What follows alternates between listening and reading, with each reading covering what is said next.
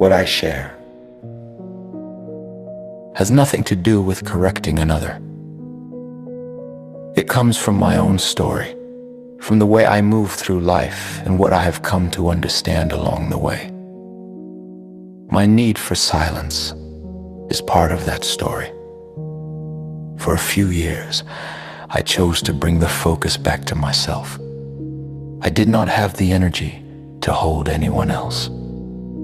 I learned self-containment, building my inner world thought by thought, belief by belief. During heavier waves of emotion, I learned to simplify everything. Life became very simple: food, water, rest, and whatever I could gently hold in between. Just keeping my head above the surface was enough.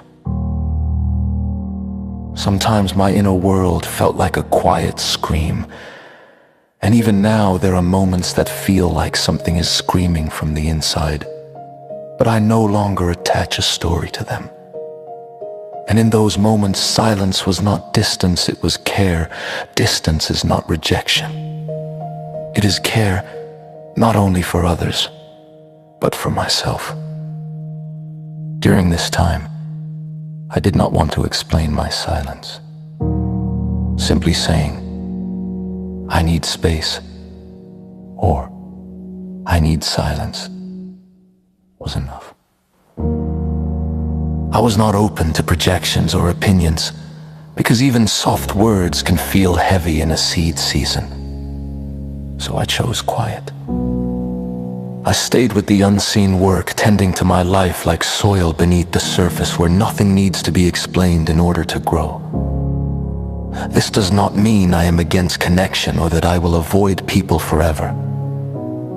It simply means that while my path feels unclear and my body asks for space, I choose self-containment. Because during certain seasons there is not much to give, and that too is honest. And honesty is a form of respect. I even said at one point that I did not have the energy for roles or expectations, and sometimes I did not answer every message. It may have sounded firm, but it was true.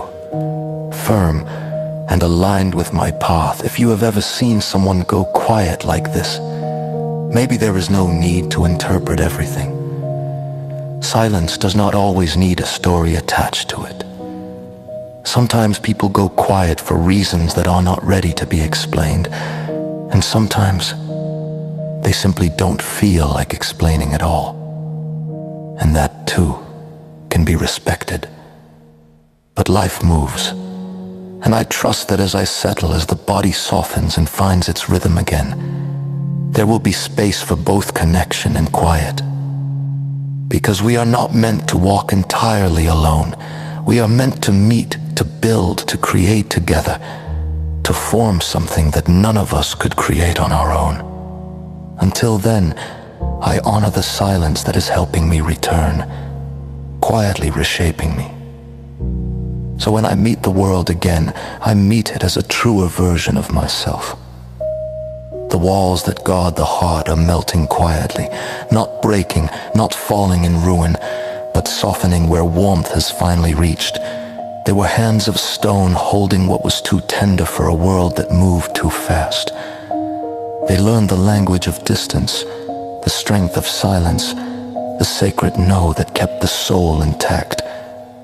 And now, without force, without command, something shifts, not because the world has changed, but because the heart no longer fears its own opening.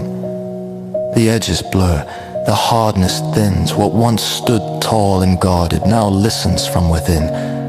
And where there was once a barrier, there is now a threshold, a place where presence is felt before a word is spoken. The walls that guard the heart are melting quietly, not all at once, but wherever there is no demand, no pulling, no need to fill the air, they soften. And in that quiet softening, the heart does not lose itself. It remembers that it can open fully without explaining itself.